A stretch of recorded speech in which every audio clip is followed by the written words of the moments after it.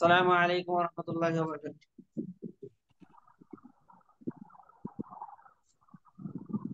আসসালামু আলাইকুম ওয়া রাহমাতুল্লাহি ওয়া বারাকাতুহু। সবাই কি আমার কথা শুনতে পাচ্ছেন? ও, জি জি হুজুর শুনতে পাচ্ছি।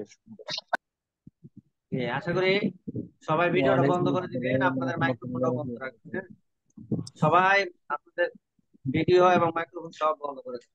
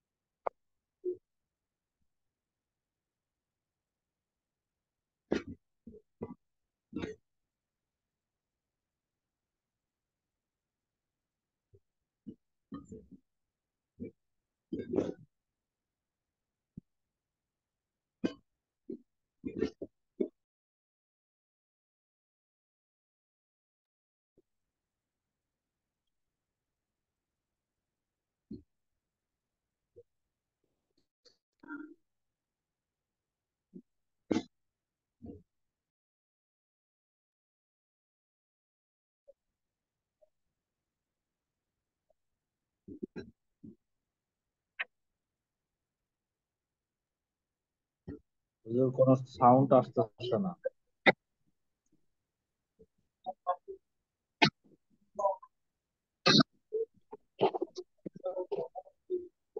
হুজুর আপনি কি কোনো কথা বলেন? সাউন্ড আসছে।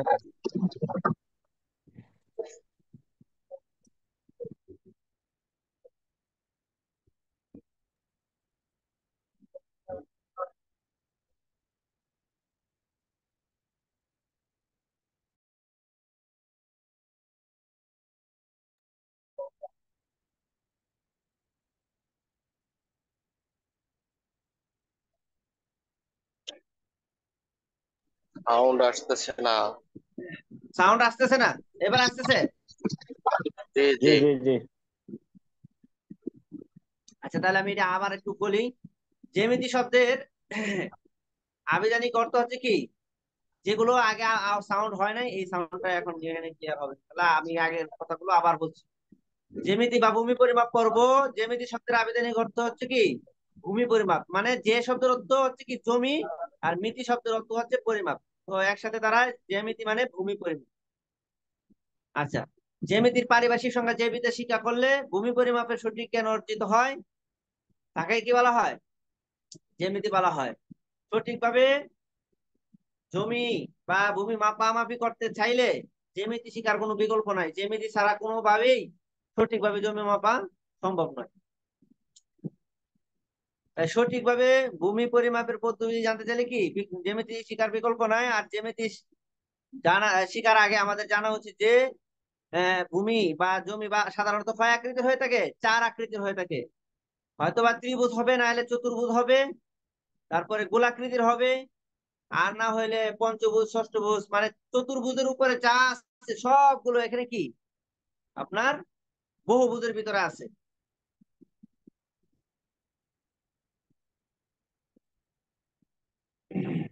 আপনারা নতুন ক্লাসে অ্যাড হচ্ছেন তো বারবার রুলস বলতে হয়। ভিডিও অফ রাখবেন, মাইক্রোফোন অফ রাখবেন। আমাদের মোহাম্মদ হোসেন ভাই বলার পরেও বারবার আপনি ভিডিওটা চালু করছেন, আপনি শুয়ে রয়েছেন, আপনার এটা দেখা যাচ্ছে, এটা ভালো দেখা যাচ্ছে না। কিন্তু অনেকে দেখেন, অনেকে না জেনে বা অজ্ঞতাবশত বা জানার পরও মানে হেলায় অবহেলায় কি করে, তাহলে দুই একটা সূত্র দিয়ে সকল আকৃতির জমি বা মানে সকল আকৃতির ক্ষেত্রে ব্যবহার করে থাকে, যেটা আসলে একেবারে নিতান্তই ভুল। মানে চতুর্ভুজ মাপলে চতুর্ভুজ 6 প্রকার, ঠিক আছে? 6 প্রকারের জন্য প্রত্যেকটারে আলাদা আলাদা সূত্র আছে। এখন একটা সূত্র দিয়ে সবগুলো মাপামাপি শুরু করে। হ্যাঁ, ভূমি গুণ আহ দৈর্ঘ্য গুণ প্রস্থ দিয়ে সব চতুর্ভুজ মাপে। হ্যাঁ, অনেক সময় গড়ে টরে বিভিন্ন ভাবে মাপে, এগুলো হচ্ছে ভুল নিয়ম। সঠিকভাবে মাপা শিখতে হবে। এক নজরে জ্যামিতির যত আকৃতি আছে দেখেন, চতুর্ভুজ এই যে আয়তক্ষেত্র, বর্গক্ষেত্র, সামন্তরিক, রম্বস, ট্রাপিজিয়াম, সাধারণ বাহু, নিয়মিত চতুর্ভুজ, এই 6 প্রকার। ত্রিভুজও 6 প্রকার: সমবাহু, সমদ্বিবাহু, বিষমবাহু, সমকোণী, সূক্ষ্মকোণী, স্থূলকোণী। এরপরে বৃত্তাকার, এগুলো আবার 6 প্রকার, 6 ভাগে বিভক্ত। বৃত্ত, বৃত্তাবাস। বৃত্ত মানে পূর্ণাঙ্গ গোল, যেটা পূর্ণ বৃত্তাবাস, অর্ধবৃত্তাবাস, সিকি বৃত্তাবাস। বৃত্ত, পূর্ণবৃত্ত, অর্ধবৃত্ত, সিকিবৃত্ত। আর বৃত্তাবাসের ক্ষেত্রেও 3টা আছে: পূর্ণ বৃত্তাবাস, সিকিবৃত্তাবাস, অর্ধবৃত্তাবাস। যেমন আঁকা বাঁকা জমি, লাউ, পটল ইত্যাদি আকৃতির জমি, এগুলো সব মাপা যায় বৃত্তাবাস দিয়ে। এরপরে আপনার কি আছে? জ্যামিতিক সূত্রে ভূমি পরিমাপের সহজ পদ্ধতি। চতুর্ভুজ কাকে বলা হয়? 4টি বাহু দ্বারা সীমাবদ্ধ, 4টি সরল সুতা বাহু আর কি। 4টি বাহু, সরল সুতা বাহু দ্বারা হ্যাঁ সীমাবদ্ধ ক্ষেত্রকে কি বলা হয়? চতুর্ভুজ বলা হয়।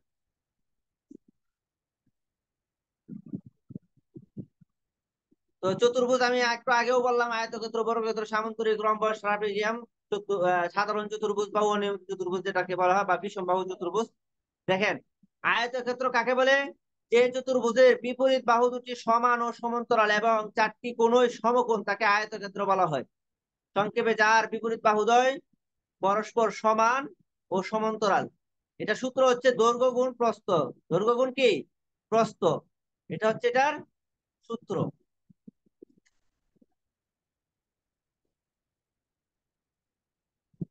তো এবার আমরা এটা সরাসরি বোর্ডে যায় দেখি।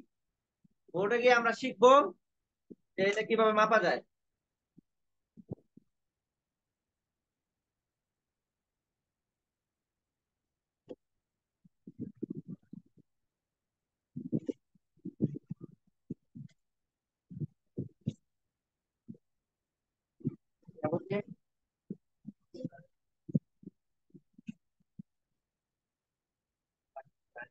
ওই যে পানি, যেমন ধরেন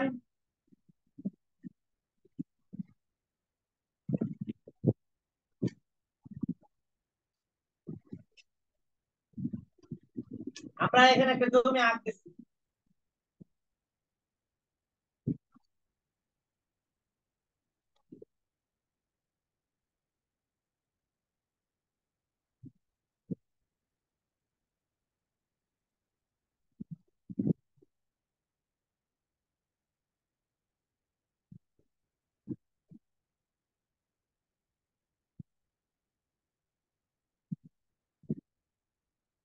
মনে করেন এটা একটা জমি, ঠিক আছে? এটা আমরা মাপলাম, মাপার পরে আমরা পাইলাম উপর দিকে, মানে উপর দিকে সর্বদাই ম্যাপের মধ্যে উপরের দিকটা সর্বদাই কি থাকে? আপনার উত্তর থাকে, নিচের দিকে দক্ষিণ। আর এটা হচ্ছে কি পূর্ব পশ্চিম, মনে রাখবেন। 100 ফুট দৈর্ঘ্যটা পাইলাম 100 ফিট করে, প্রস্থটা পাইলাম 50 ফিট, ঠিক আছে? তো এরকম এটার নাম হচ্ছে আয়তক্ষেত্র। কি আয়তক্ষেত্র। হ্যাঁ, ওইখান থেকে আমাকে দেখা যায় এই কোডটা কি আমি লিখতে দেখা যায় নাকি? আয়তক্ষেত্র, হ্যাঁ। তো এটার সূত্র কি? সূত্র হচ্ছে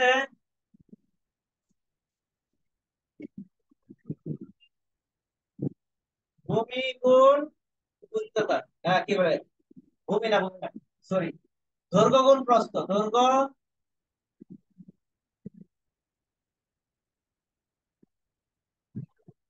গুণ প্রস্থ সমান সমান ক্ষেত্রফল। ক্ষেত্রফল মানে ফলাফল আর কি। এই এখন আমরা এই সূত্র দিয়ে জমিটা মাপি। দৈর্ঘ্য মানে 100, এখানে 100 ফুট গুণ হচ্ছে 50 ফিট। ব্যাস। এবার জমি মাপামাপি করতে গেলে আপনি যদি আমেন হইতে চান, আফ্রিদি ভাই, আপনার ভিডিওটা বন্ধ রাখতে হবে।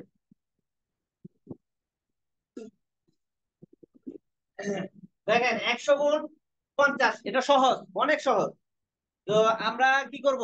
ক্যালকুলেটর কিন্তু বাধ্যতামূলক। দেখেন, এটা আমাদের কিন্তু কি নিচের ক্লাসটা যে আপনি অঙ্ক হাতে হাতে করবেন, আপনি যদি কি করেন যে চিন্তা করলেন যেটা হাতে হাতে অঙ্ক করবেন, তাহলে কিন্তু জমি মাপতে গিয়ে আপনি অনেক পিছু পড়ে যাবেন। আপনার সাথে আরো অনেকজন আমি থাকতে পারি। তো এটা একদম সহজ। ভূমি গুণ উচ্চতা, এটা আসলে যেটা মুখে মুখে গুণ করা যায়, এটা কোনো ক্যালকুলেটর দরকার নাই। দেখেন 5 থেকে 5 সংখ্যাটা যদি এইভাবে মুখস্থ গুণ করা যায় আর 3টা শূন্য বসায় দিবেন, হয়ে যাবে কি 5,000 বর্গ ফুট। দেখেন আমি যদি ক্যালকুলেটর নিতাম তাহলে নেওয়া যেত। যদি ক্যালকুলেটর থেকে মুখে তাড়াতাড়ি হয় তাহলে মুখে করবেন। দেখেন এই যে 100 গুণ 50 দিচ্ছি, কত হয়েছে? 5,000 হয়েছে। 5,000। তার মানে এই আমি মুখে মুখে করলাম, আরো বেশি এটা হয়ে গেল, দ্রুত হইলো বর্গ ফুট।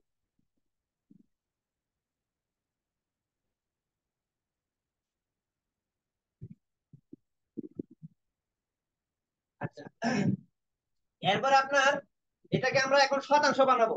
তো আমরা একটা জিনিস একটু আগে শিখছিলাম, কত আমাদের যে এর আগে একটা ক্লাসে করছিল আমাদের কি, আমরা প্রথম প্রথম এই জন্য লেখছি, আমরা জানি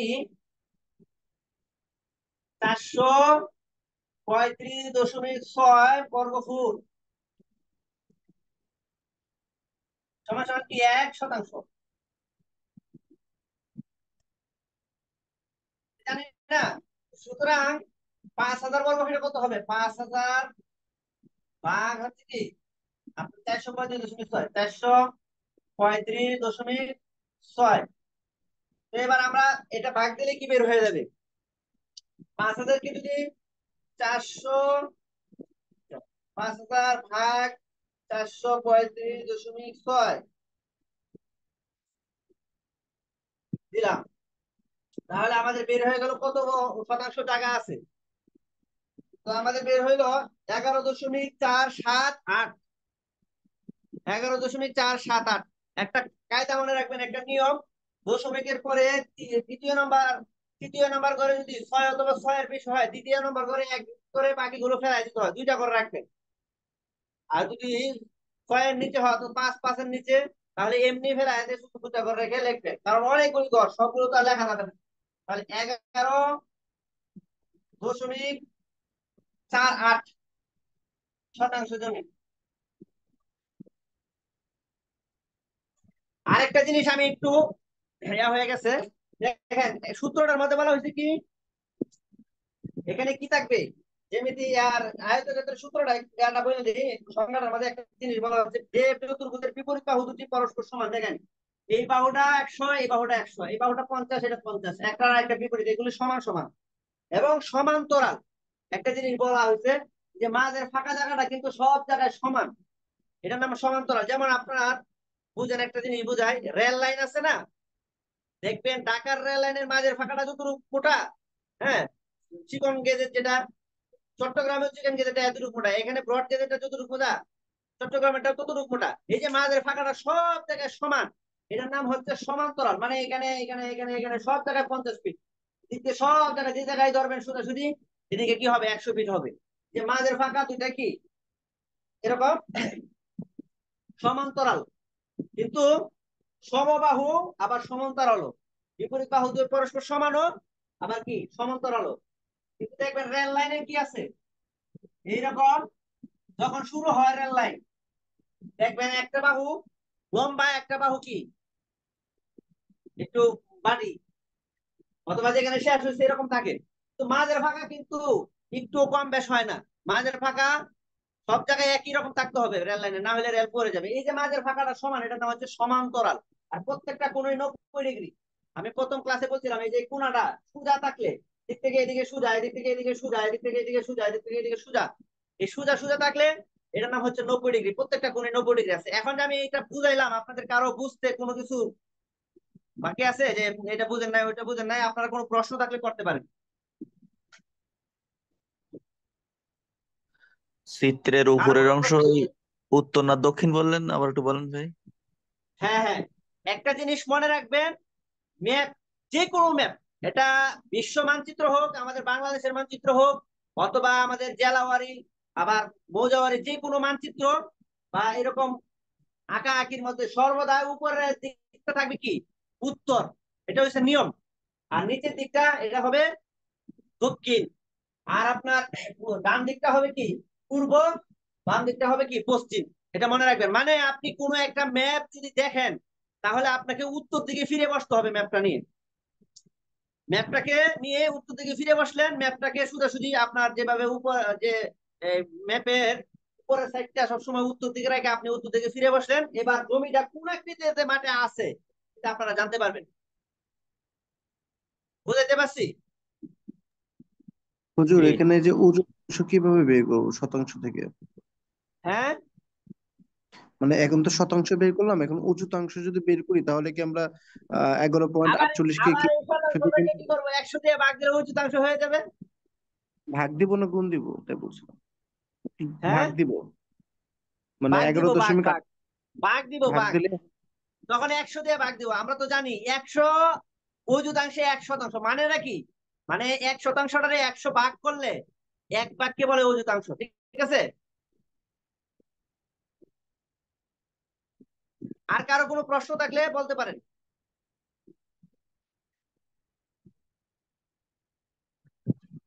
আশা করি কারো কোনো প্রশ্ন নাই। তাহলে আমি এটা মুছে আরেকটা বুঝাবো এখন। ঠিক আছে? এই আকৃতির জমি যদি পান আপনারা সবাই মাপতে পারবেন? এটা একদম ইজি। জি পারা যাবে পারবেন না? সবাই ইনশাল্লাহ। একটু কথা বলতে হবে, হ্যাঁ। যে হ্যাঁ না বললে তাহলে আমি মনে করেন বুঝি যে না, আপনারা মনোযোগ দিয়ে ধরতেছেন বুঝতেছেন। সবাই এই জি আকৃতির হুজুর, জমি হইলে পারবো মাপতে পারবো পারবেন? ইনশাল্লাহ। জি ইনশাল্লাহ জি পারা জি যাবে। জি, এটা সহজ হচ্ছে। এই যে এরকম সমান সমান হইলে, দৈর্ঘ্য যদি সমান হয়, প্রস্থ যদি সমান হয়, এই আকৃতি তো আশা করি। এটা আর প্র্যাকটিক্যাল গিয়ে মাঠে কি দেখানোর কোনো কিছু আছে? কোনো কিছু এটা দেখানোর কিছু নাই। আমি এখানে বুঝাই দিচ্ছি যে জমিটা মাপবেন, দৈর্ঘ্যটা দুই দিকে সমান, প্রস্থটা দুই দিকে সমান, তাহলে দৈর্ঘ্য গুণ প্রস্থ দিয়ে শুধু কি 435 দিয়ে ভাগ দিয়ে বাইরে করে ফেলাবেন, জমি শেষ। আচ্ছা, এরপরে আমরা আরেকটার মধ্যে যাই। আমরা বর্গক্ষেত্র আরেকটা আছে, এটা আয়তক্ষেত্র গেল। দেখেন বর্গক্ষেত্র, যে চতুর্ভুজের 4টি বাহুই সমান ও সমান্তরাল এবং প্রতিটি কোণই সমকোণ, ওইটার মতনই এই আয়তক্ষেত্রের মতনই এটা, শুধু কি 4টা বাহুই সমান আর ওখানে ছিল বিপরীত বাহু দ্বয় সমান। ঠিক আছে? এখানে 4টা বাহুই সমান এবং সমান্তরাল। তো এটার সূত্রটা হচ্ছে বাহু স্কোয়ার, একদম সহজ। এবং প্রত্যেকটা কোণে 90 ডিগ্রি হবে। কোণগুলো 90 ডিগ্রি। আসলে আমরা আমরা কিন্তু জ্যামিতি কিন্তু স্কুল কলেজে পড়ছি, দেখেন। কিন্তু এই জ্যামিতি দিয়ে এই যে জমি মাপে, এটা কিন্তু আমাদের স্যাররাও কোনোদিন ওইভাবে বলে দেয় না, আমরা ছাত্ররা ওইভাবে শিখি না। এই জন্য আমাদের এখানে পূর্ণাঙ্গ জ্যামিতি শিখে, আর শিখলেও কিছু কিছু দাগায় দাগায় শিখছি, যেগুলো আর কি মনে করতাম যে আঁকাটাই মনে হয় সবচেয়ে মেন, আর সংজ্ঞাটা মুখস্থ করা এবং আঁকা এটা এটাই মনে হয়। আসলে তো মূল হচ্ছে এটার জমির পরিমাণটা বের করা। তো মূল জিনিসটা অনেক সময় দেওয়া হয় না। আসলে আমাদের যে সিলেবাস বাস্তবমুখী না, তো এই জন্য সমস্যা। না হলে জমি মাপা শেখানো হয়, সাথে যদি আমাদের কি দলিল খতিয়ান নকশা কিভাবে ধরতে হয় এটা কোনো একটা ক্লাসের মধ্যে যদি ঢোকায় দেওয়া হয়, তাহলে তো যে কোনো শিক্ষিত মানুষের জমি দলিল খতিয়ান নকশা এগুলো বুঝতো। কিন্তু এই একটা বাস্তব শিক্ষা, দেখা যায় মাস্টার্স পড়ালেখা শেষ করে গেছে ঢাকা বিশ্ববিদ্যালয়ের 1 নম্বর স্টুডেন্ট, তারপরও জমি জমার বিষয়ে কিছুই বুঝে না যদি কোর্স এভাবে না দেয় ঘরে। হ্যাঁ, তো এটা আসলে আমাদের এটা সিলেবাসের দুর্বলতা আমি মনে করি। আচ্ছা যাক, তো তারপরে দেখেন আমি এটা এখন আপনাদেরকে ওই বোর্ডে করে করে দেখাবো ইনশাল্লাহ, তাহলে আপনাদের আরো ভালো হবে ইনশাল্লাহ। আমি এটা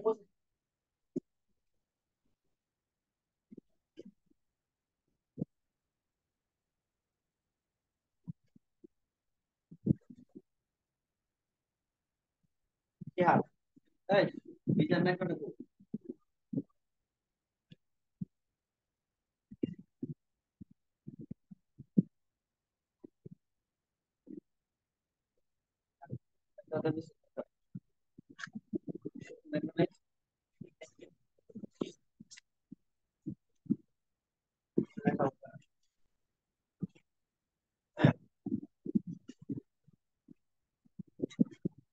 তো দেখেন আমি একটা জিনিস দেখাইতেছি আপনাদেরকে, সেটা হচ্ছে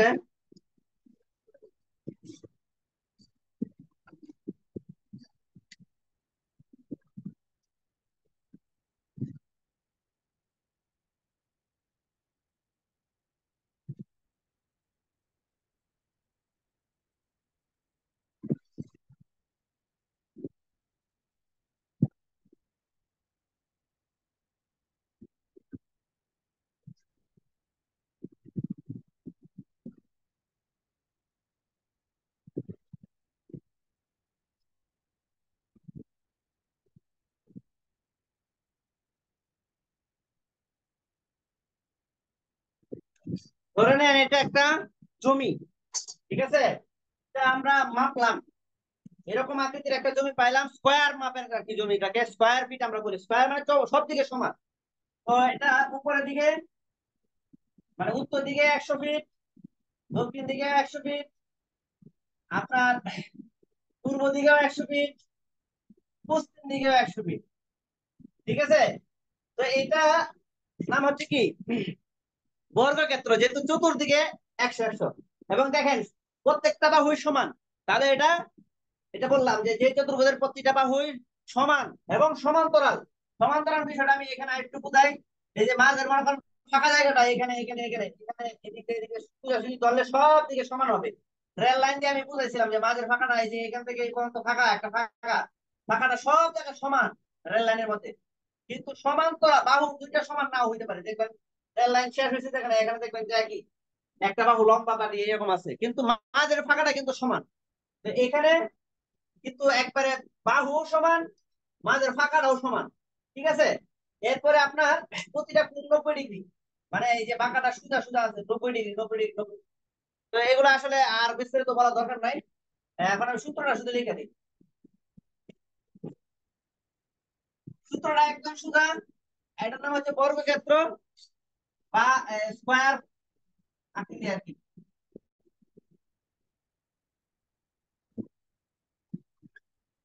বর্গক্ষেত্র শুধু বাহু স্কোয়ার দিলে হবে। আসলে দৈর্ঘ্য গুণ প্রস্থ, এখানে তো দুইটা এখানে দৈর্ঘ্য আর লম্বা বাড়ি নাই, সবগুলো সমান। এই জন্য আপনার বাহু স্কোয়ার মানে একটা বাহুকে ডবল করে নেওয়া হলো আর কি। তো এটা আর কিছু না, দেখেন বাহু স্কোয়ার মানে কি একটা বাহু নিয়ে আমরা স্কোয়ার, আপনি যারা বীজগণিত করছে জানেন স্কোয়ার হোল স্কোয়ার দেয় না, এই যে স্কোয়ার স্কোয়ার মানে কি 100 গুণ 100, ঠিক আছে? যদি মৌখিক গুণ করা যায় আমি বলছিলাম ক্যালকুলেটর লাগবে না, সামনে তো আমাদের ক্যালকুলেটর লাগবে। আমি আমাদের সিলেবাসটা এইভাবে সাজাইছি, প্রথম দিকে খুব সহজ সহজ গুলি রাখছি এবং পরবর্তীতে আস্তে আস্তে আস্তে আস্তে একটু কঠিন গুলো করাবো আপনাদেরকে, যেন প্রথমে ভালো করে আয়ত্ত করতে পারেন। আস্তে আস্তে কঠিনের দিকে গেলে ভালো করে আয়ত্ত করা যায়। আর শুরুতে যদি আমি কি করতাম 1 2 পৃষ্ঠার একটা অঙ্ক করে দেখাই আপনাদেরকে, হ্যাঁ, তখন তো আপনারা কি করবেন যে না এটা মনে হয় শিখার মতো না। মূলত আসলে 1 2 পৃষ্ঠা কোনো অঙ্ক নাই, তারপরে বলতেছি আর কি। যেমন তারপরে ত্রিভুজের মধ্যে একটু লম্বা টম্বা এরকম অঙ্ক টঙ্ক আছে। তো ত্রিভুজ না দিয়ে আমি চতুর্ভুজ এই জন্য করাচ্ছি যেন কি হয় বিষয়টা সহজ হয়, সহজ থেকে আস্তে আস্তে ধাপে ধাপে আমরা কঠিনের দিকে যাব। দেখেন 1 1 1, আর এখানে 4টা শূন্য বসায় দিবেন।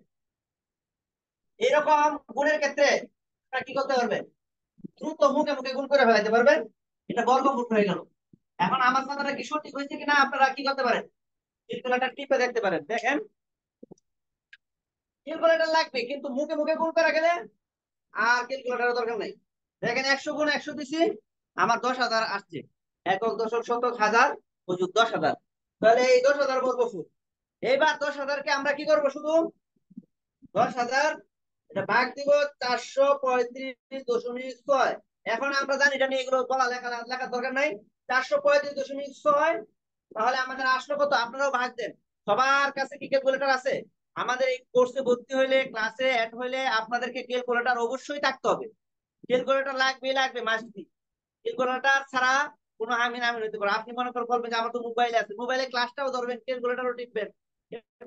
তারপরে একটা ক্যালকুলেটরের দাম মাত্র 150-200 টাকা, অথবা সাইন্টিফিক একটা ক্যালকুলেটর 300-400 টাকা, আর একটু বেশি হইতে পারে।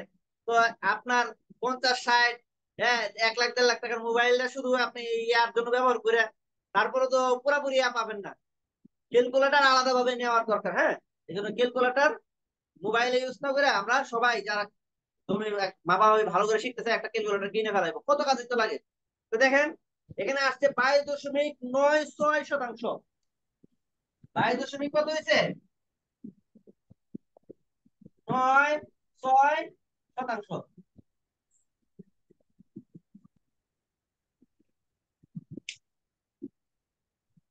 আপনারা কি বুঝতে পারছেন? জি পারা গেল।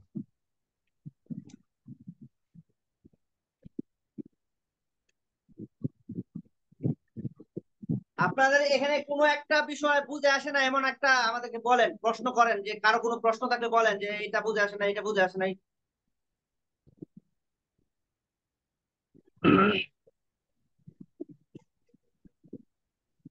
কোনো প্রশ্ন আছে কারো? এটা সহজ, না, এটাতে সমস্যা। হ্যাঁ, আশা করি আসলে একদম সহজ। তো আজকে এই দুইটাই আমাদের এই ক্লাসে হবে, আর আর আমি বাড়াবো না ইনশাল্লাহ। আপনাদের কারো কোনো এই দুইটার বিষয়ে কোনো প্রশ্ন থাকলে আপনারা করতে পারেন। আগামী ক্লাসটা আরো অনেক বেশি গুরুত্বপূর্ণ হবে। মানে এই যে আগামী মঙ্গলবার যে ক্লাস করাবো ইনশাল্লাহ, আল্লাহ যদি তৌফিক দেয়, আমাদের বাচ্চার আগে, তো ওই ক্লাসটার মধ্যে আমি শিখাবো কি আপনারা কিভাবে জমি বন্টন করবেন।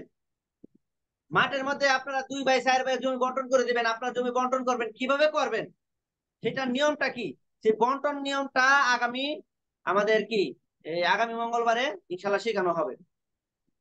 আর পরিমাপ শীটের যেগুলো পড়া দিলাম আপনারা ওগুলো আয়ত্ত করেন। পরিমাপ শীটটা ভালো করে যদি আয়ত্ত করতে পারেন, আপনার মামা মামিটাও ভালো বুঝবেন। পরিমাপ শীটটা এই জন্যই, যেমন শতাংশ কাকে বলে, একর কাকে বলে, বিঘা কাকে বলে। আপনি একটা কোর্স করে, হ্যাঁ, একাডেমিক একটা শিক্ষা নিয়ে সার্টিফিকেট নিয়ে জমি মাপতে গেলেন, এখন আপনার একর, বিঘা, শতাংশ, অযুতাংশ এগুলো ভালো করে ক্লিয়ার নাই, তাহলে কিন্তু আপনি লজ্জিত হবেন। এই জন্য পরিমাপ শীটটা রাখা হয়েছে এগুলো শিখার জন্য। এগুলো তো সচরাচর দেখা যায় ফুট, তারপরে গজ, মিটার, এগুলো তো আমাদের অ্যাভেলেবেল, এমনি জানার থাকারই কথা, জানাই থাকে যারা শিক্ষিত মানুষ, এগুলো এমনি জানি আমরা, হয়তোবা পড়ছি ভুলে গেছি, অথবা একজাক্ট যে পরিমাণটা হয়তো একটু হয়ে গেছে, ঝাপসা হয়ে গেছে, এগুলো একটু আর একটু ভালো করে দেখে নিলে আশা করি একদম ক্লিয়ার হয়ে যাবে। তো আজকের ক্লাস যেহেতু আর কারো কোনো জিজ্ঞাসা নাই, তো আজকের মতো আমি এখানে শেষ করে দেবো ইনশাল্লাহ। হুজুর আমার আপনারা, একটু জিজ্ঞাসা আছে। জি জি বলেন। আমরা ভবিষ্যতে এই ক্লাসের মাধ্যমে নকশা জি দেখে ডিগ্রি বাইর করতে পারবো? জি যেমন জি জি জি জমিতে মাঠে মাঠে কম্পাস দিয়ে বাইর করতে পারবো, কিন্তু নকশা দিয়ে কিভাবে বাইর করতে পারবো এটা কি জানা যাবে? ওইটাও দেখাবো। এটা আমাদের দ্বিতীয় পাঠ। দ্বিতীয় পাঠে এটা শেখানো হবে। এখন আমাদের প্রথম পাঠের ক্লাস হচ্ছে প্রথম পাঠ পরিমাপ আর জ্যামিতি, এটা হচ্ছে প্রথম পাঠ আর কি আমাদের। দ্বিতীয় পাঠে দলিল খতিয়ান নকশা কিভাবে ধরবেন, হ্যাঁ, মাপবেন, ওগুলো শিখাবো। এখন আমরা শিখাবো জমি মাপার নিয়মগুলো শিখাবো, এবং জমির যত পরিমাপ গুলো আছে এগুলো শিখাবো। এটার মধ্যে 8, 10, 12টা ক্লাস হবে। এরপরে আপনার আরো 8টা 10টা ক্লাস আছে, সেগুলো হচ্ছে কি আপনার দলিল খতিয়ান নকশা কিভাবে মাপবেন, স্কেল দিয়ে কিভাবে মাপবেন, এরপরে কম্পিউটারও কিভাবে মাপবেন সেটাও শিখাবো ইনশাল্লাহ। একটু ধৈর্য ধরেন, আমরা আসবে ইনশাল্লাহ এগুলো সব। আর যারা ভর্তি হওয়ার আগ্রহ রাখেন, এখনো ভর্তি হন নাই, দ্রুতই ভর্তি হয়ে যাবেন। আমাদের এখনো ভর্তির এক কোটা খালি আছে আলহামদুলিল্লাহ, দ্রুত ভর্তি হয়ে যাবেন। আর ভর্তির জন্য যোগাযোগ করবেন 017 33 47 23 02। হোয়াটসঅ্যাপ নাম্বারেও কল দিতে পারেন, সরাসরিও কল দিতে পারেন, অথবা হোয়াটসঅ্যাপে মেসেজ বা কল দিতে পারেন। যে কোনো ভাবে যোগাযোগ করতে পারবেন। আমাদের যে এই এখন এই ক্লাসটা চেষ্টা করব আমি কি ইউটিউবে দিয়ে দেওয়ার। আমাদের মাঝে মধ্যে একটা একটু একটু ক্লাসের অংশ বিশেষ আমরা কি করি, ইউটিউবে ছাড়ি, ফেসবুকে ছাড়ি, যেন আমাদের ভর্তি স্টুডেন্ট আমরা ভর্তি নিতে পারি। এই জন্য কেউ মনোক্ষুণ্ণ হবেন না। গত ক্লাসে একজন বলতেছে আমরা আমাদের সব ক্লাস যদি ছেড়ে দেন, ভাই সব ক্লাস কি আমি ইউটিউবে ছেড়ে দিব? আমি কি এত দেয়া হইলাম? আমার এটা একটা কোর্স, কিছু কিছু ক্লাস ছেড়ে দিতে হয়। হ্যাঁ, মানুষে এটা দ্বারাতে কিছু শিখলো এবং একটা আগ্রহ তৈরি হবে, এই জন্য। আচ্ছা ঠিক আছে, তাহলে আমার সাথে যোগাযোগ করলে 017 33 47 23 02 নাম্বারে কি করবেন, ফোন দিবেন অথবা মেসেজ দিবেন হোয়াটসঅ্যাপে। আসসালামু আলাইকুম ওয়া রাহমাতুল্লাহি ওয়া বারাকাতুহু।